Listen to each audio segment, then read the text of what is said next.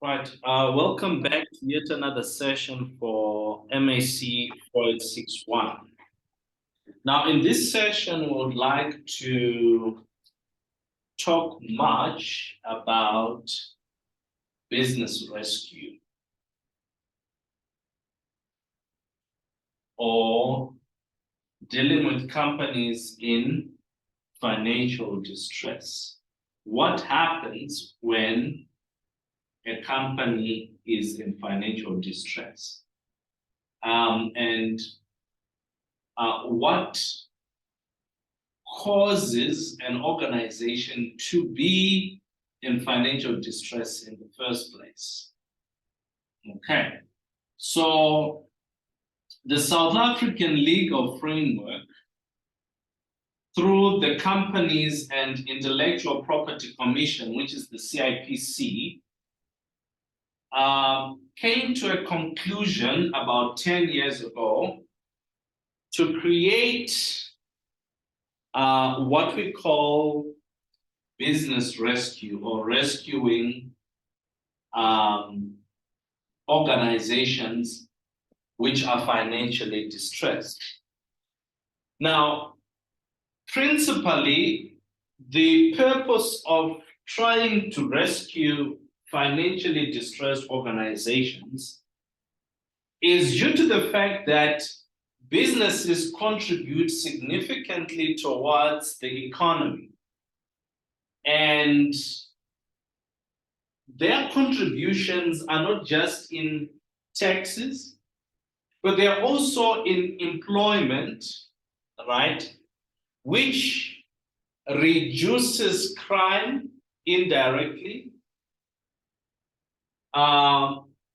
improves the livelihood of a number of people, which may result in economic growth, economic development, and many other macro economic factors that are solved simply because a business is operational. And that includes the payment of various types of tax, employee tax, corporate tax, value-added tax, to mention but just those most important ones. So, what is it that we call financially distressed organizations? Now, if you look at Section 22 of the Companies Act of 2008 and its amendments, right? It speaks of reckless trading, that's one, right?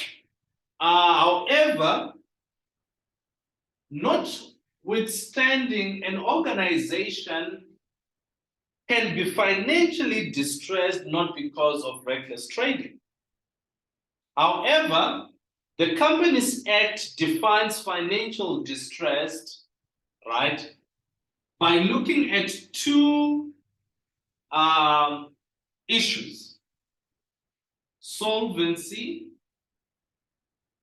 and liquidity.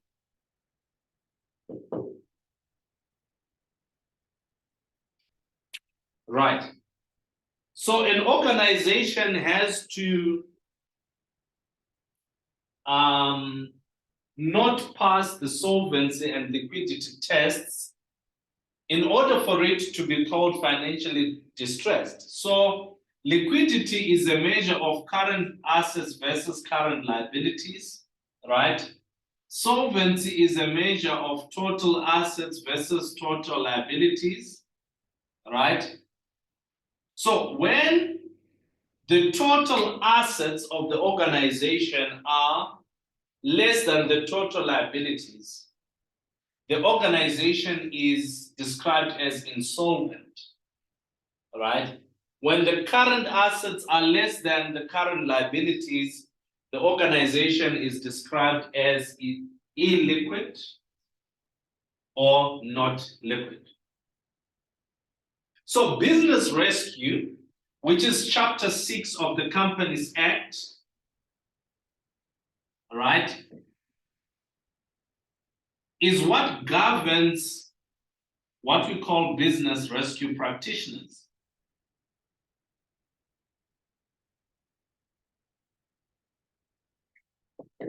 Of which I happen to be one.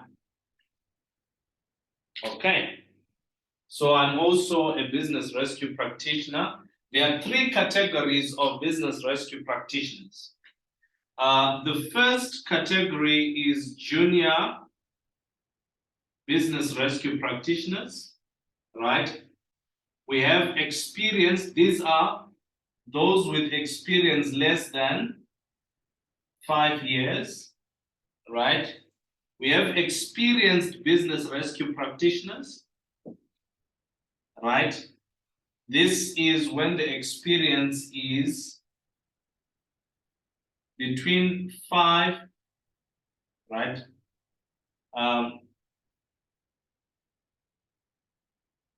When the experience is less or equal, is more or equal to 5 years, but less than 10 years, it's experienced business rescue practitioner.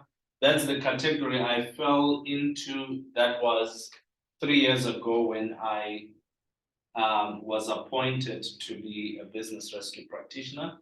Then we have senior business rescue practitioners, right?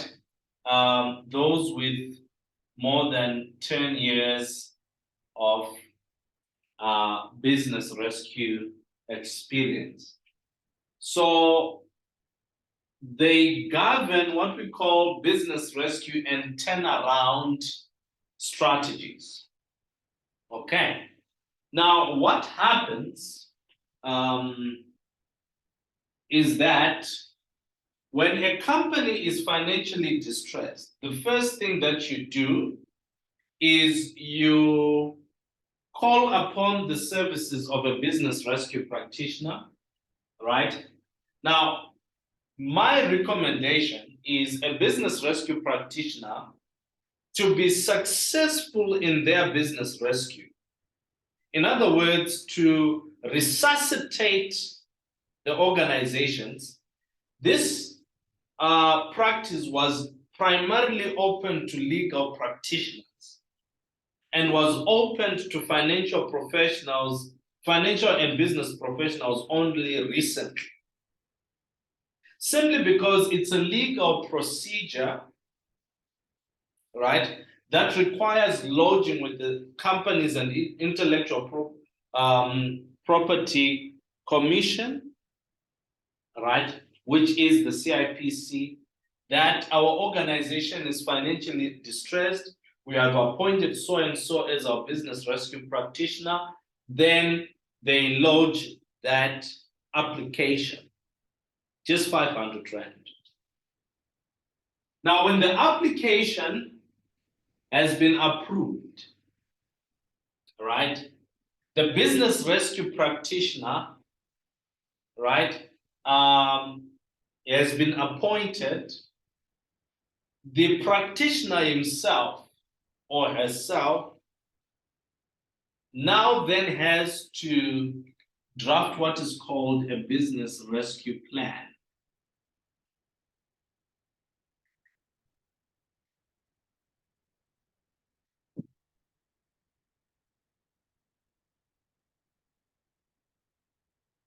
Now, in most instances, to have a successful business rescue plan,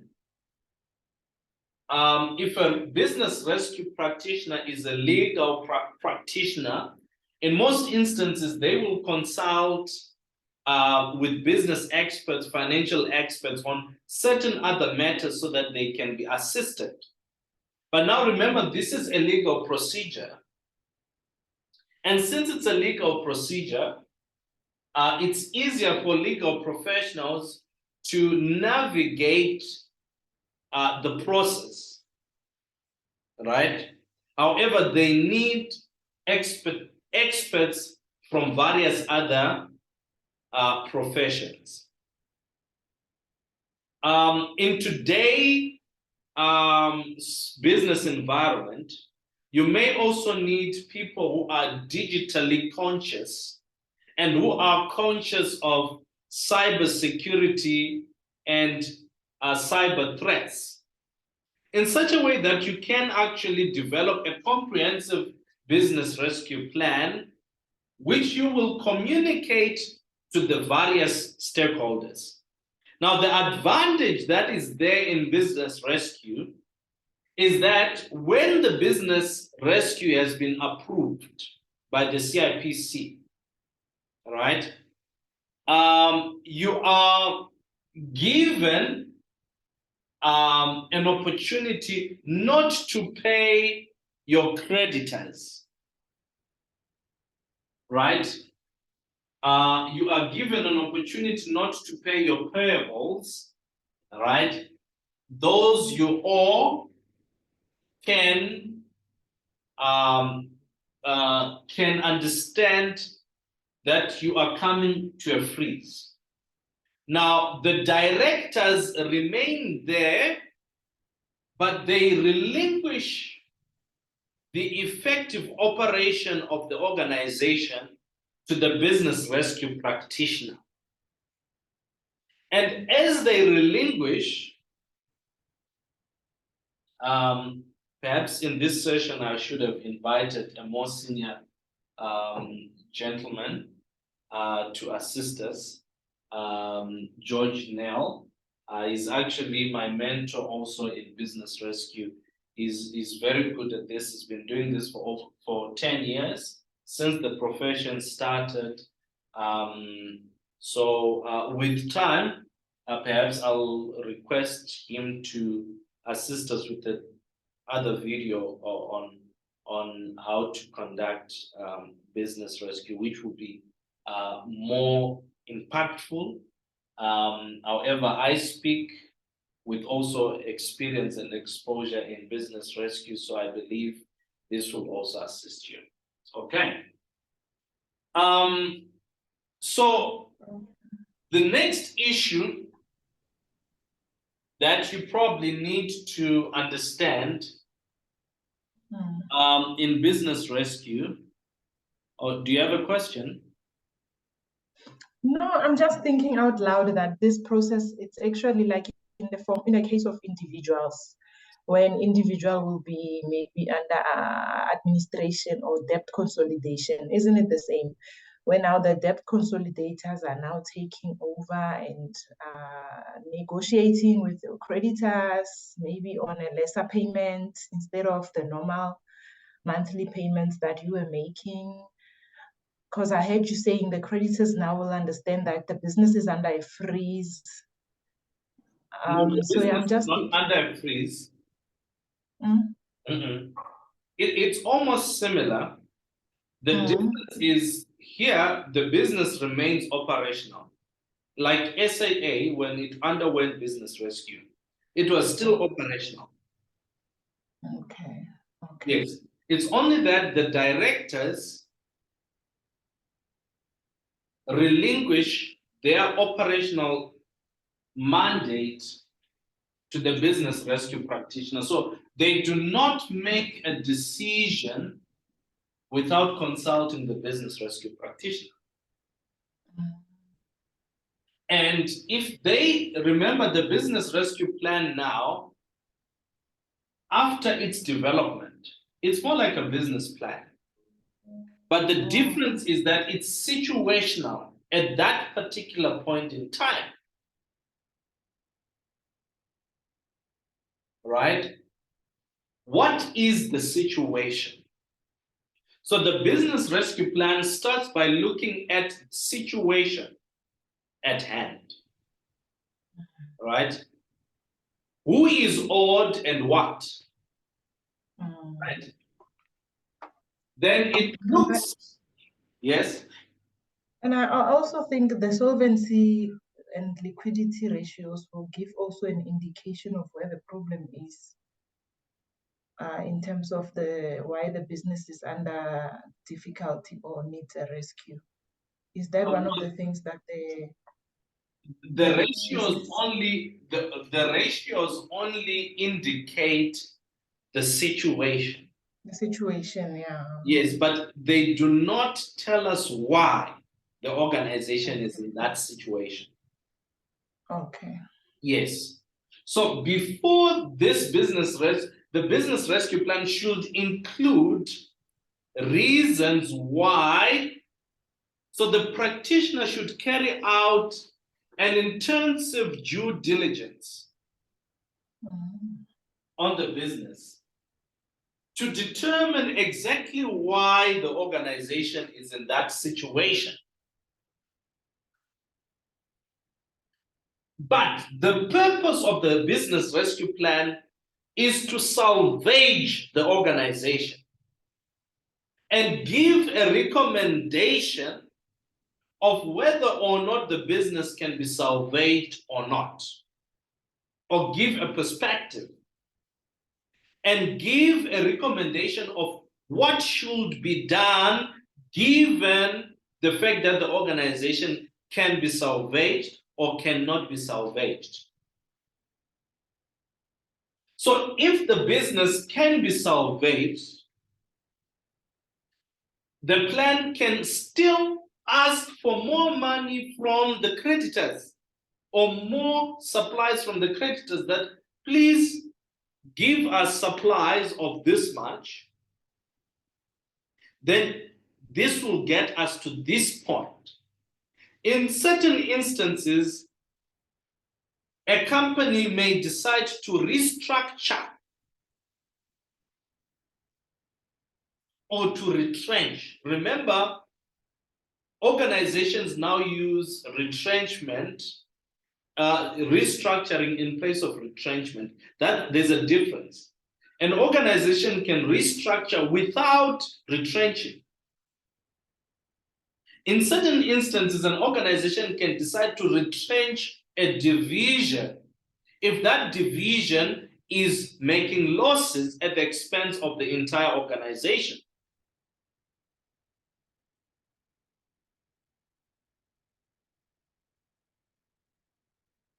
Okay, now. Okay, no, I'm following. Yeah, I'm with you. Okay, so in certain instances, we may realize that the organization can be salvaged, but perhaps they need a change in the business model. So, with the finance that's available, can we do that? So, we communicate to the various stakeholders to give us a grace period, say, of about 6 months or a year, to say we are only going to start paying you at that particular point in time, but we will be paying for the supplies that we are getting now. And by that time, the organization will be at that stage, which will now give us the ability to pay you. That's one option. So a business rescue plan can lead to various options. The first option might be restructuring.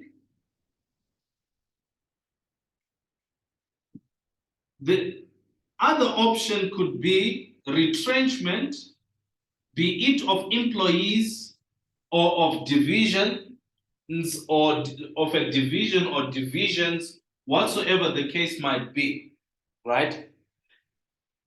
The organization, the business rescue plan may also bring us to a financing decision.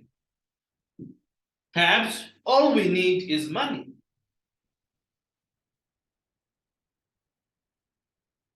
All right? Like in SAA's case, it was answered with financing, and they also did retrenchment of some routes, right? They're no longer traveling certain routes, right? These are the two decisions that were reached in the form of SAA, right? Another thing that, or another option that might come if the organization cannot be salvaged in its own. This is where you may think mergers and acquisitions.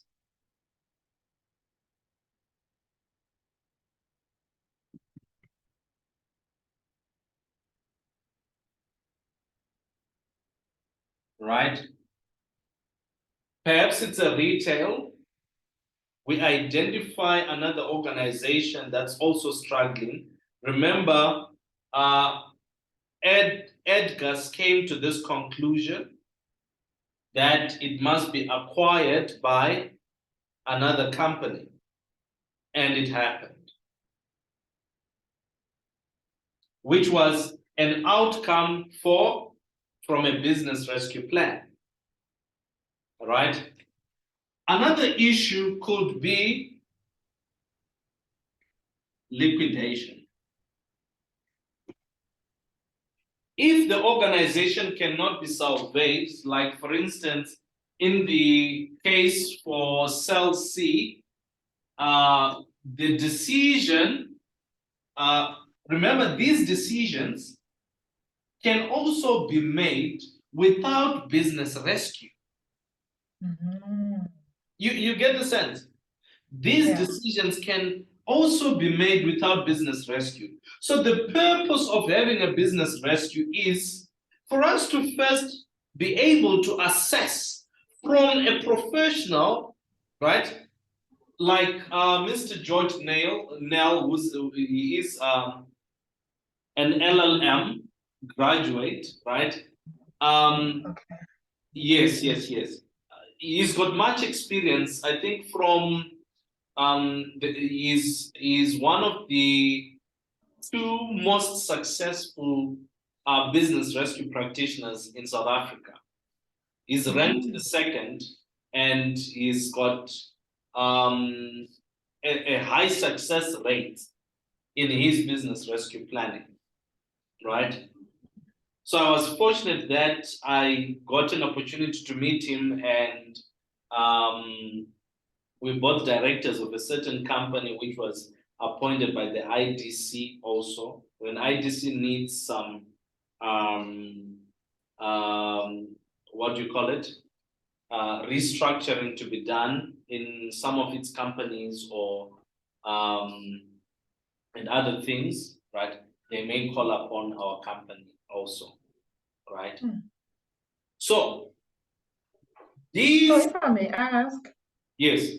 in the case of privatization, does it also fall under mergers and acquisitions? Because I know now lately there's this talk about privatizing Eskom and all that. It's actually part of retrenchment. Oh.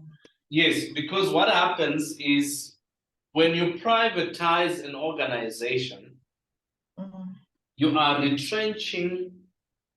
Okay, it's kind of different because retrenchment, you're actually selling off part of the business.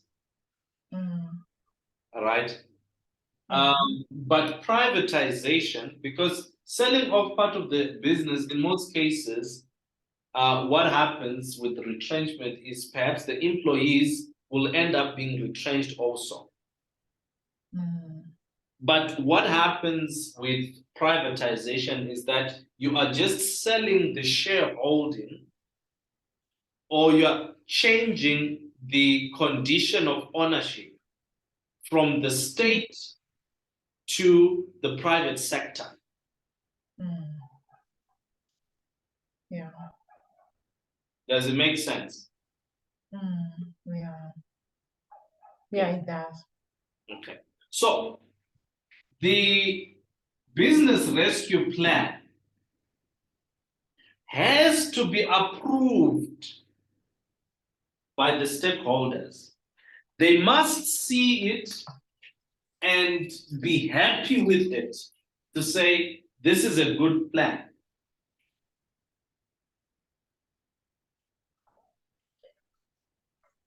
So you may have 100% success rate on the plan, This is what measures the successfulness of the business rescue.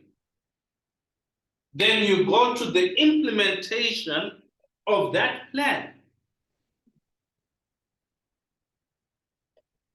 Up until the closure of the implementation of that plan.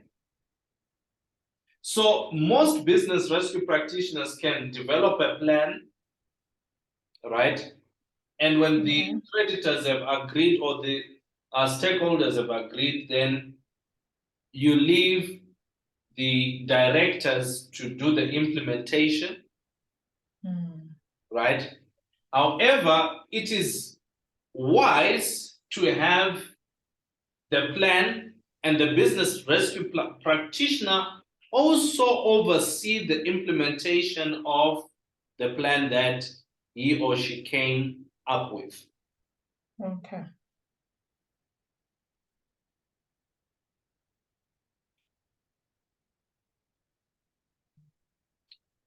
All right, any questions? No, no questions so far, thanks. All right. So I guess we've come to the end of our session in business rescue. We have understood why business rescue, what are the advantages of having a business rescue to an organization, and the potential outcomes of the business rescue. Thank you so much.